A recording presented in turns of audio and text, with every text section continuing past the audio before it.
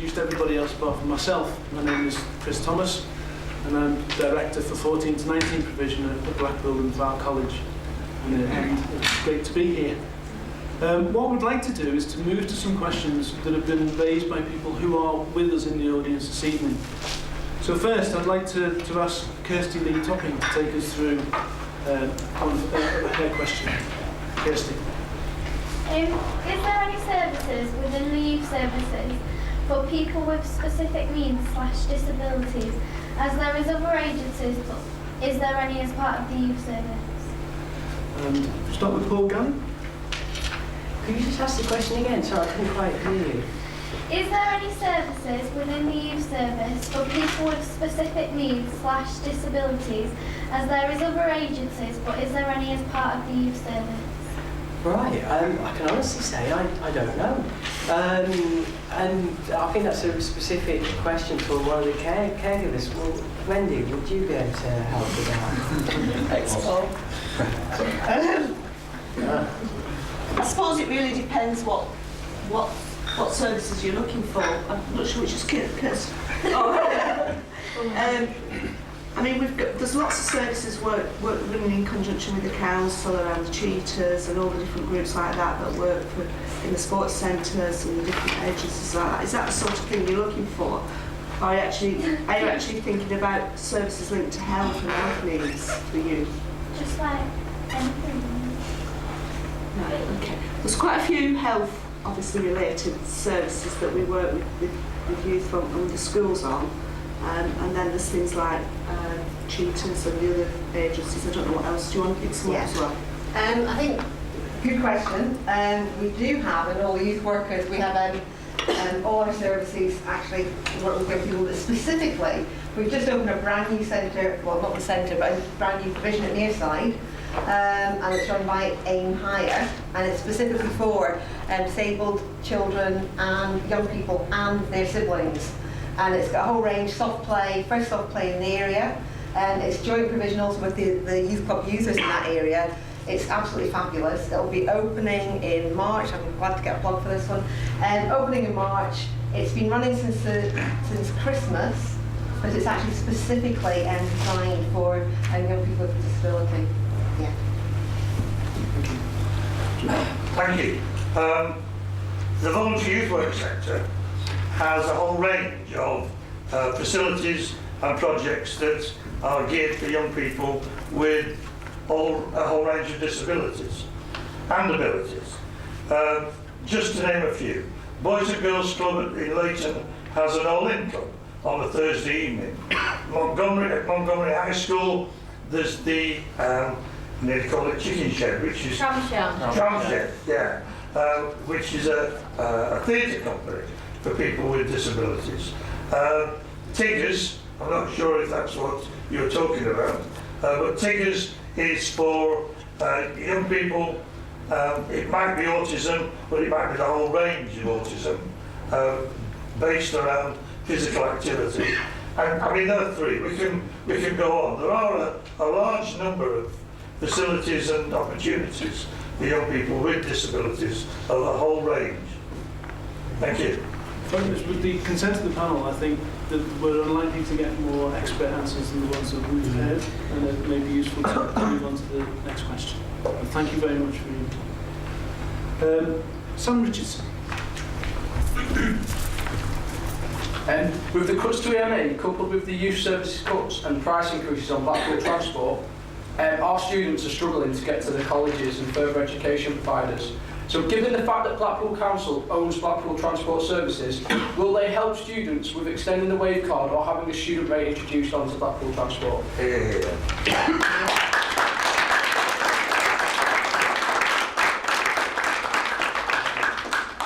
Chris Moore.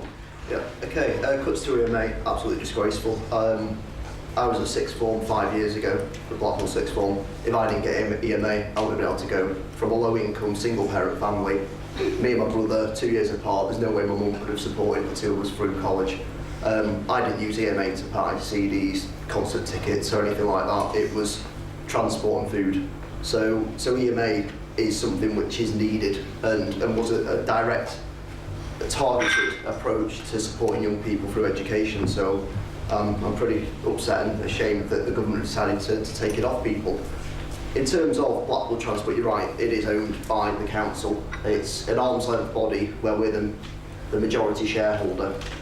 We're currently doing a review into the way the transport is managed, because unfortunately, as a private company, even though we own all the shares, their main motive is profit, and Paul will be able to expand more because he's on the board there. It's driven towards profit, as any private company would.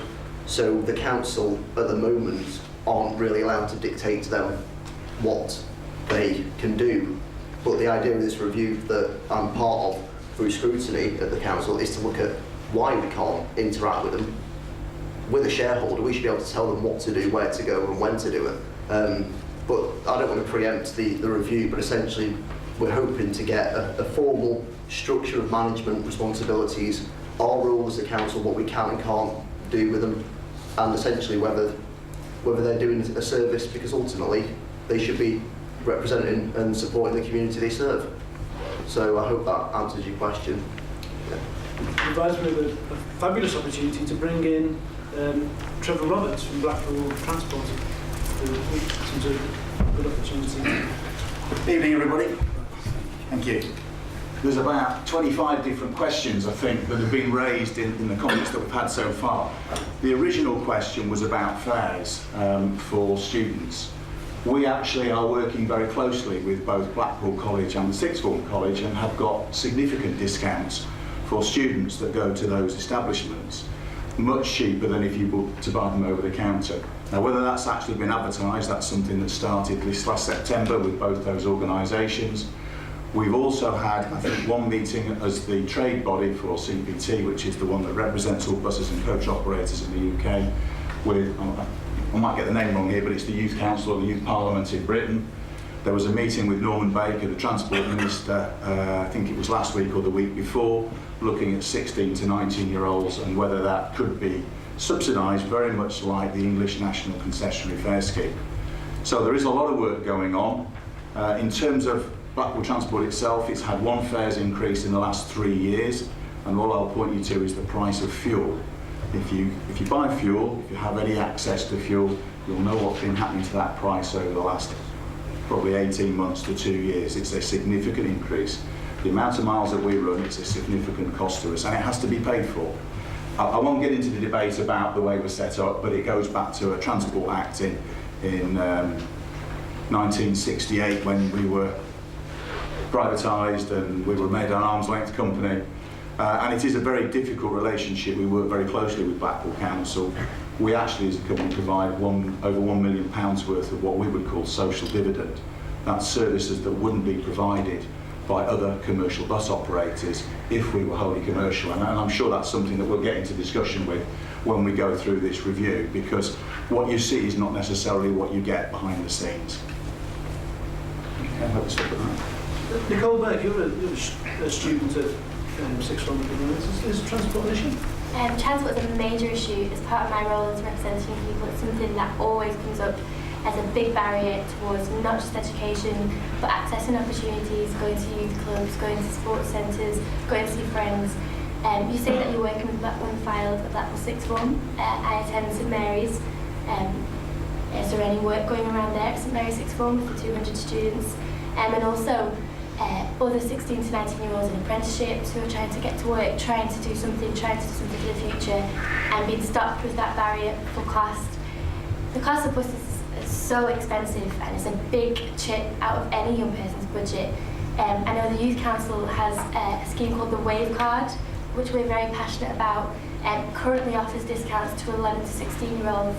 And the Youth Council are constantly very passionate and campaigning to extend the youth card to 19-year-olds, and also to extend the usage so it's not just during weekends but also during school term time, so they can use it for something that's really important.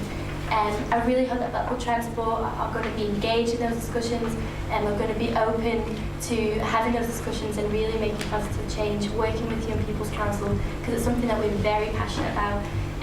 It may seem like a little thing that people pester about, it's just the bus and it's just buses, people moan about buses, but it's because it's such a big part of our lives. If we want to see friends, if we want to go to college, it's such a big cost and it can make such a big difference. And you say you offer social dividends, and that's very good for you, but are you offering the right prices, the right commercial, social opportunities for the people that really need it and for the places where it really matters? And I really hope that discussions can happen both with the council and with Blackpool Transport.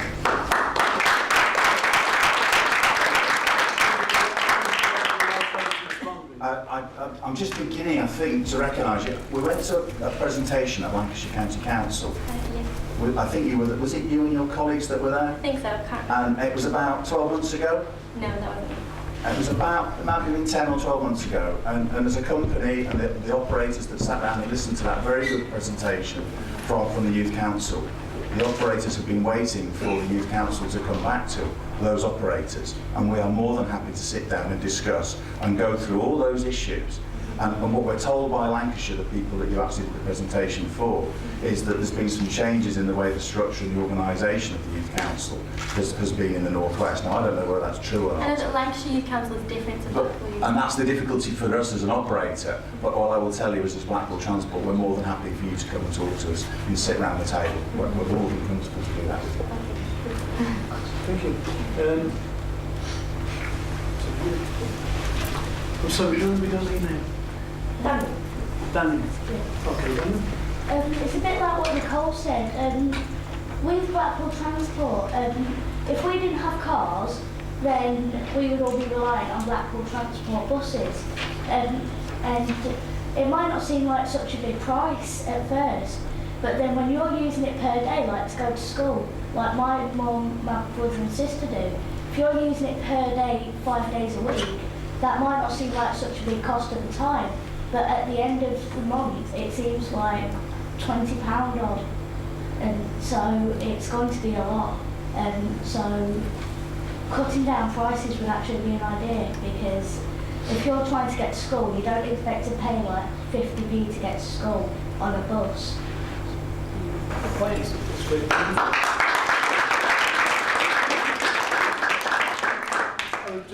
Sam, do you have a supplementary question?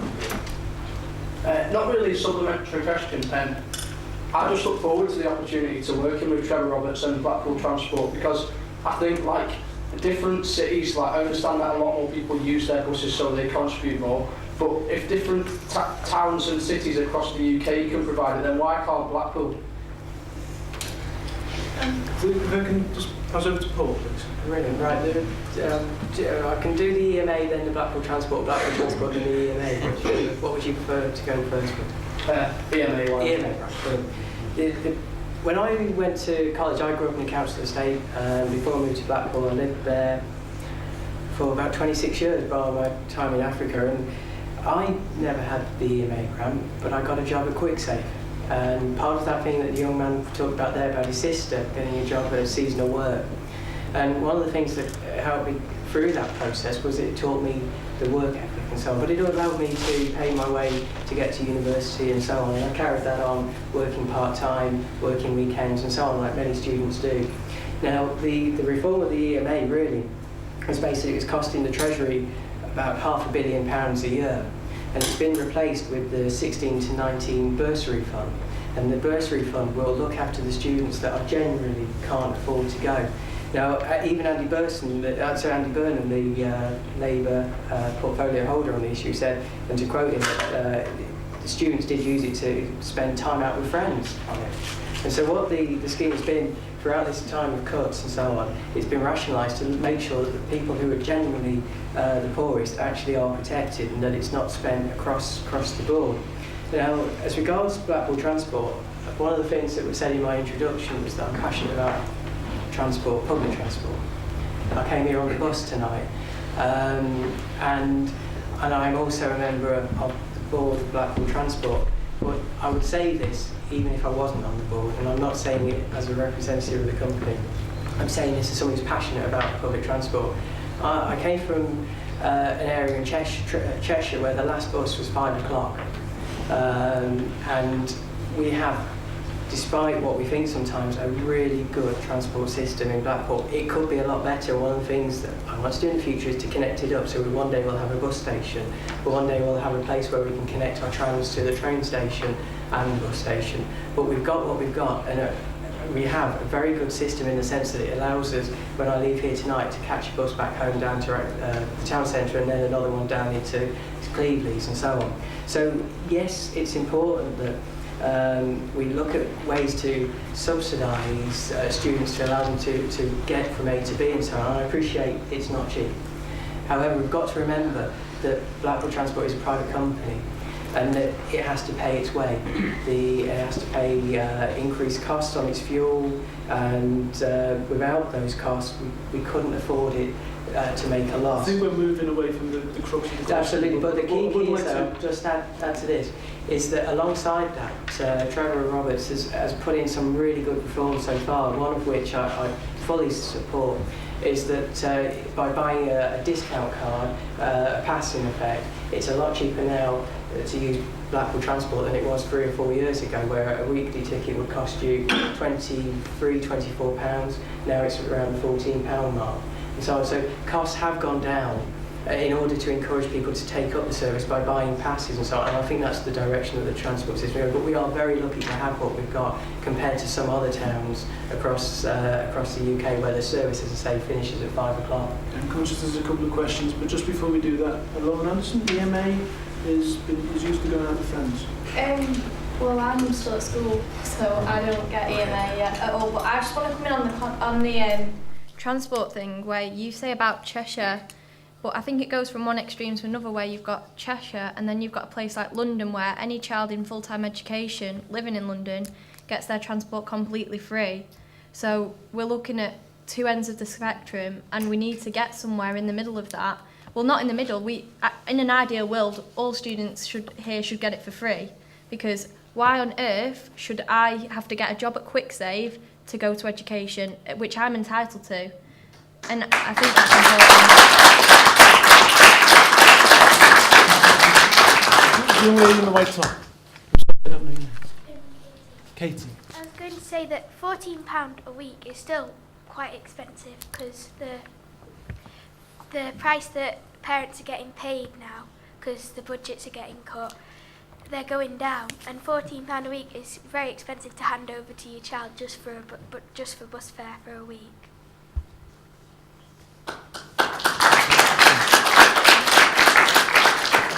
Transport's obviously an emotive issue. There's a further question relating to transport, actually, from George Hanston. George, are you here?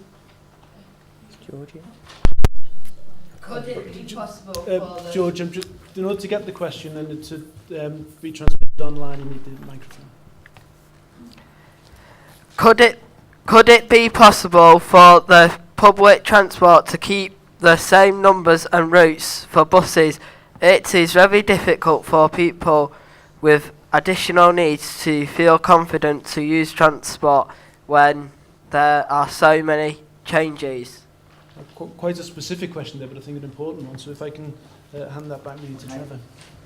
It's a question of economics, like everybody else, like the council, like lots of businesses, those that are struggling in the field. We have to get a quart out of a pint pot.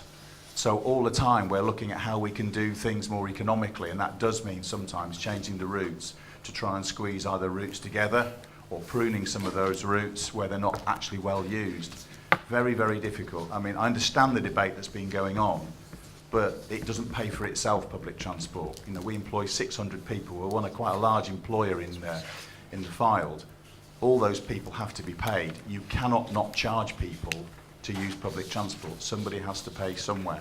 So it is very difficult, and with everything, with all our contracts, all the purchases of buses, we negotiate on tyres, we negotiate on fuel. We are trying to drive our suppliers down so that we don't put the prices up. And where we can't, we have to cut our services accordingly. And that's no different from local services with the council. If you take a lot of money out, something has to give, and that's the difficulty at the moment. It's been pretty tough times, I think, for everybody, not just the bus industry, but every industry over the last 3 or 4 years. Things will pick up, but it's tough at the moment. So I think the specific question there was about whether or not the routes, the numbers, etc., could be maintained the same. Sorry, the vast majority are. I mean, the numbers when I came 3 years ago are still here. There's one route that was changed. The 6 went, and it was combined, I think, with the 11 and the 14. That's because we were trying to get a quart out of a pint pot. We took the vehicles off the 6 and we reutilised some of them, not all of them, on those other services. But apart from that, the vast majority of the numbers have stayed. I accept what you've said about some of the diversions that we go around. We've got one that goes round South Shore, I think, that it has to because the bridge has been closed to us. So it is very difficult sometimes to keep everything just as it has been for years. We are trying to develop all the time. But we understand, and if you've got issues, then please come and talk to us. At the end of the day, we have a team of people that look at the network. We've got a team of people, we've got a customer services section that are quite happy to come and talk to you to see what your issues are and to see whether there is anything that we can do to improve things. Thank you. The lady in the red top? I'm sorry, your name is? Lucy. Lucy, okay, Lucy. Well, at the end of the day, I live in a family with 5 people that are in still in education. I have to get the bus home every day.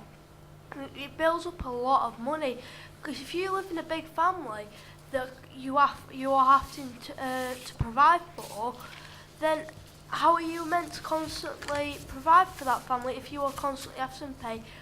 It works out a lot if you are constantly having to pay money for transport when you've got to pay for money for food and to keep put your children in a warm bed every night. It's a lot of money at the end of the day. So how are we meant to cope? I think that's a good point, well made. Thank you very much. But I'm conscious that we're getting towards 8:30 and just move the debate along a little bit. There's a question from Louise Riley, which is, why have most youth groups been cut? Also, youth workers that we used to be close to have been posted to different jobs in the area. Doug Green. Thank you. The basic problem has arisen because of the national economic situation. The situation is that, just like the bus company, the government can only afford to actually pay for things from the money which it actually raises in income tax. And you can't, and in the past, the government has been borrowing too much money. So as a result, it's had to slow down and stop borrowing money, which has meant that it can't provide the services nationally and therefore provide the money which goes back to councils like Blackpool, which then provide the services to yourselves. We can live for so long on borrowed money, just like any household can only live for so long on borrowed money. But in the end, it's got to stop borrowing and start to repay its loans. That's what the nation's had to do, and that's therefore having to cut down the amount of money which has come back to Blackpool, and therefore those services are part of a range of services right across all the services provided by the council. And given that the Blackpool Council employs 7,000 people, those services cover a lot of structures, a lot of things, street lighting as well as education, social services, maintaining our roads. Everything which you see around you is financed by Blackpool Council, and that can only be financed out of the money that it's got in its little pot. Now, therefore, some of the services have had to be cut back. None of us like cutting back services. None of us take delight in reducing the services provided to any of our communities. But sometimes we've got to do it. And to do that, if you don't do that, and the nation doesn't get into that situation, the nation doesn't recover its finances, it gets into a situation like Greece, where the economy starts to collapse. And I know sometimes we're talking about adult issues or things which seem as though they're totally outside your scope and influence. But believe you me, that everything has an economic consequence, and therefore it is important for us actually to accept that. And that is one of the... I think you've made that point, but I think the specific question was about youth groups. So Paul, if you'd like to pick that up. Absolutely. At the start, the first question, I gave an answer about a 30-year plan. And one of the things that we have to talk about, alongside the giving people, empowering them when planning for what jobs they can do and helping them get to that point where they start their own businesses, we have to look at the generation, which, as we said, the lost generation, that we have to really plan to get them into organised sport, organised groups where they can be both safe but also learn all the different things that we want our future adults to learn. Now, we have great groups at the moment. We have the Cubs, the Scouts, Beavers and so on. And one of the things I'm doing down in Ankersholm as a ward councillor is that we're setting up a youth club on the basis that we want our young people somewhere to go, but where some things will be organised for them, that they can express themselves, but eventually we'll train them so that there'll be a business side to it, there'll be a computer side to it, like the facilities we've got here. So yes, things are being cut. It's so important, though, for me, that we work to a plan so that we really, really support our youngsters in this area so that they gain the skills and, most importantly, the confidence. So when they hit 16, 18, you know exactly what you want from life, and you believe, again, as I was saying earlier, that you can build that tower and that you can do anything. So I'm putting a lot of my own ward budget as a councillor into supporting local youth groups in the area that I have responsibility at the moment, and it's something that I'll do in the future as part of that 30-year plan. Thank you. Lauren, how can you justify, you as a council, and the three of you there are councillors, how can you justify cutting the youth service by 50%? How can you justify it? I think first of all, I appreciate the question, but there were also a number of young people who are waiting on that question. We'll come to your point, but I think also I'd like to hear from either Lauren or Nicole. And I did ask for Lauren. Can I just come in and say, you're completely right. I don't think nobody had any consultation with the youths on how they would feel about this situation. I don't understand why it's only just coming about now where we're allowed to express how we feel about what's happening. They just did it. We are seen as an easy target, and that is unfair. And also, I started out as UKYP. There was a man called Lee. He managed UKYP on it completely, and then he got sent to a different job. And then one man, Stuart, he was left to take charge of all these things. And honestly, I can't sing enough praise for him for how well he has done. But still, why should these things be cut? Why should all these things be cut when we're just seen as the easy target in this, and it's unfair? The young man in the suit. I'm sorry, again, I don't know your name. Matthew. Can I just say, Councillor Galley, this is not a marketing opportunity. All it seems to be happening whenever you answer a question is not actually answering the question. All you seem to do is talk about what you're doing in your constituency or ward. It's the only power I have at the moment. Secondly, you talk about jobs, and when you went to work at QuickSave, how are we meant to get these jobs? Because every time I go for a job, Matthew, I get I'm afraid told this is yeah, that was not the question, and I think unless you come quickly to the point. I will. Yeah.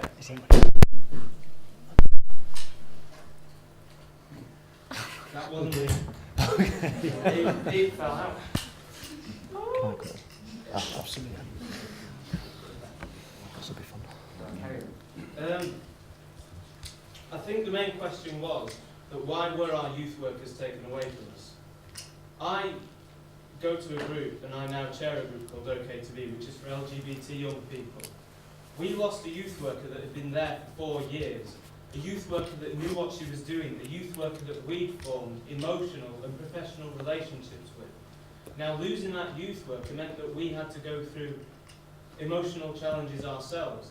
That was the question. It wasn't about money or anything like that, or the cuts. It was how they affected us. And losing those workers, we understand that there were cuts, and that people had to lose their jobs. But why, when those people were then given the other jobs, did they have to move to other jobs and not just stay in the jobs they had? And then they could support and continue to support the young people that half of now don't go to the groups they did. Right, thank you.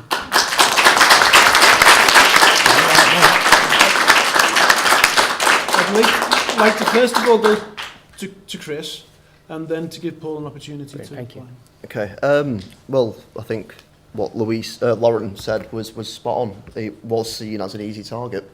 The budget was set before the Labour group took power in Blackpool, so the budget set around now time, April, and then we took power in May. So the budget that they put in place, we had to deal with.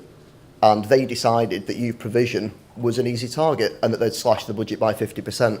So in terms of all councillors, I wasn't elected then, and our group are trying to do what we can with as little, which seems to be a common case, because there's two attacks on youth. You've got the local picture, which I've explained, they cut the budget by 50%, and there's a common denominator because the same group nationally are reducing funding to local authorities. Councillor Green was right. Income tax creates more money for local authorities, but as you'll see from the current picture, there isn't any jobs out there. The jobs are cutting because of the same national agenda. So there is a common theme in both provision, and I'm not going to spell it out for you, but I'm sure you can figure out what it is. But that's why it's not our group. We have tried to do what we can with the budget, but when you inherit half a pot of money, you can't make it into a full one. Thanks for reinstating it then. But it's already committed to other things. You can't say, well, adult social care, well, let's close down the care homes. You can't do that. Once the budget's in place, as you'll know with any sort of financial management, once the budget's set, it's very difficult to deviate from that course.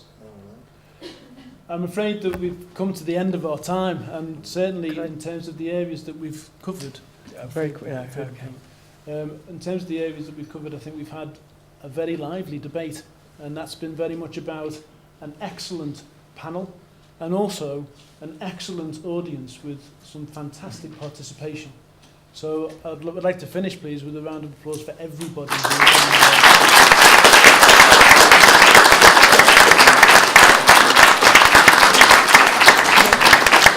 One more thing, and that is a particular thanks to Stuart and Duncan for setting up this evening and working so well in establishing